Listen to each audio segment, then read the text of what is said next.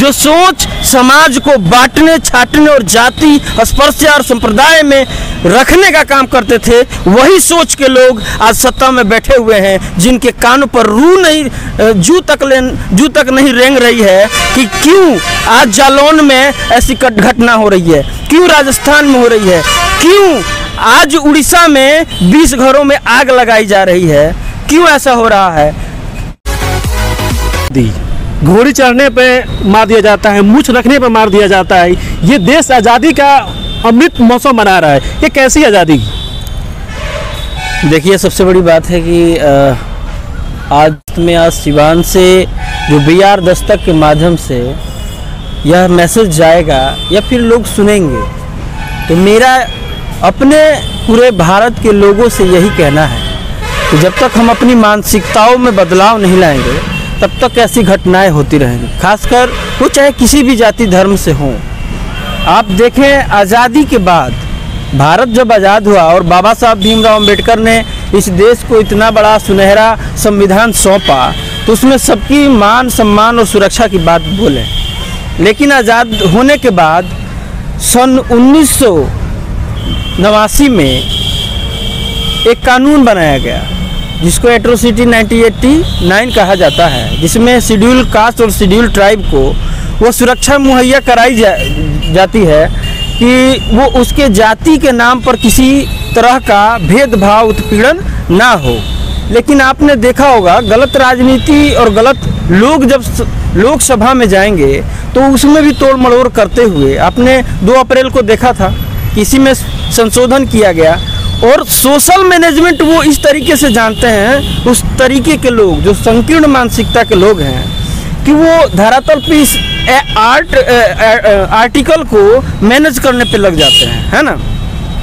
ये कोई बड़ी बातें नहीं है। ये आज जो अमृत महोत्सव मनाया जा रहा है, सरकार जो शब्द का इस्तेमाल कर रही है, पहले वो शब्द इस देश पे वर्तमान समय में लागू होता है, इस बात पे निरीक्षण होना चाहिए। उनके जो सरकार में जो लोग हैं, उस शब्द को मूल्यांकन करते हुए परिस्थितियों के अनुसार इस शब्द का इस्तेमाल होना चाहिए।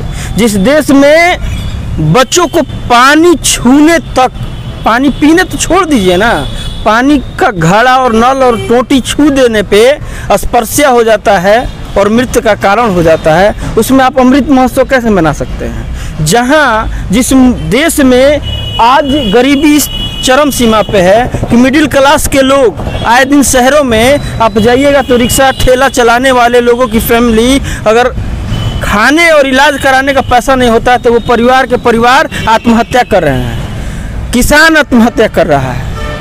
अब आया बात अमृत महोत्सव मनाने से पहले इस देश में एक मार्मिक घटना जो हुई जालौन में, जिसका आप अभी व्याख्यान कर रहे थे और हमारे महासचिव दीपक सम्राट जी उस विषय वस्तु पर अपना प्रकाश डाल रहे थे। दुख है, दर्द है, कसक है इस देश के लिए।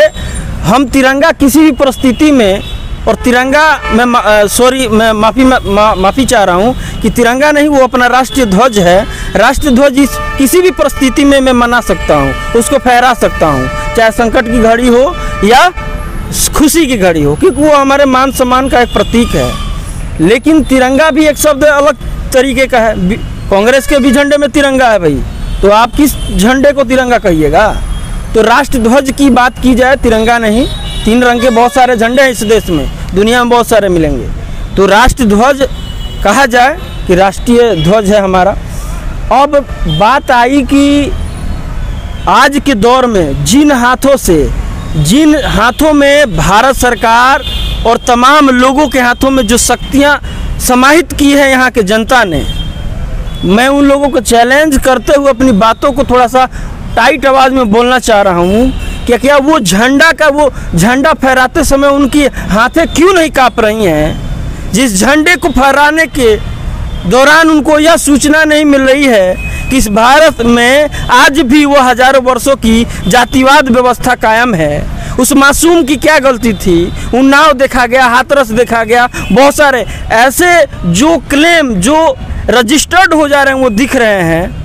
क्यों नहीं इस देश का राष्ट्रपति और क्यों नहीं प्रधानमंत्री संविधान को हाथ में लेकर और उठकर कहे कि नहीं, आज के बाद इस देश में किसी जातीय उत्पीड़न को नहीं होने देंगे और इसके लिए कड़ा कानून बनाया जाए। नहीं हो सकता है। यहाँ क्रिकेटर के उंगली में चोट लग जाती है ना, तो प्रधानमंत्री का सीना फटने लगता है। इलाज कराने के लिए वो इटली चले जाते हैं, है ना। और यहाँ दलितों, महिलाओं, आए दिन हमारे देश की महिलाएं, किसानों, नौजवान साथी, छात्रों पर लाठियाँ, तमाम तरह के हथकंडे अपनाए जाते हैं। ये कैसी सोच है? यह आज़ादी से पहले की जो सोच समाज को बांटने, छाटने और जाति, स्पर्श और संप्रदाय में रखने का काम करते थे, वही सोच के लोग आज सत्ता में बैठे हुए हैं, जिनके कानों पर जू तक नहीं रेंग रही है कि क्यों आज जालौन में ऐसी घटना हो रही है, क्यों राजस्थान में हो रही है, क्यों आज उड़ीसा में 20 घरों में आग लगाई जा रही है, क्यों ऐसा हो रहा है। गौरी लंकेश का मामला था, आखिर गौरी लंकेश को हत्या करने वाले कौन लोग थे? क्यों 18,000 लोगों, 18 लाख 15 लाख आदिवासियों की फाइलें बंद कर दी गई? इसका जवाब कौन देगा? तो मैं शुक्रिया अदा करता हूं कि आज के अमुक समय में जहां लोगों और मीडिया की सांसें दबाई जा रही हैं, प्रशासन को खरीदा बेचा जा रहा है और तमाम व्यवस्थाओं को बदलने की काम हो रही है, वहाँ उसके विपरीत हमारे नौजवान साथी और सोशल मीडिया के लोग खड़े हो रहे हैं और लोकतंत्र के चारों स्तंभ को सीने से लगाकर बचाने में तुले हुए हैं। धन्यवाद। जय भीम, जय भारत, जय संविधान। इस पे आपकी पूरी प्रतिक्रिया क्या है? लाइक करें, कमेंट करें, शेयर करें। अभी तक हमारे चैनल को आप सब्सक्राइब नहीं, सब्सक्राइब कर लीजिए। कैमरामैन निश्चय चंद्रा के साथ मैं सुनील रंजन सिवान। जय भीम।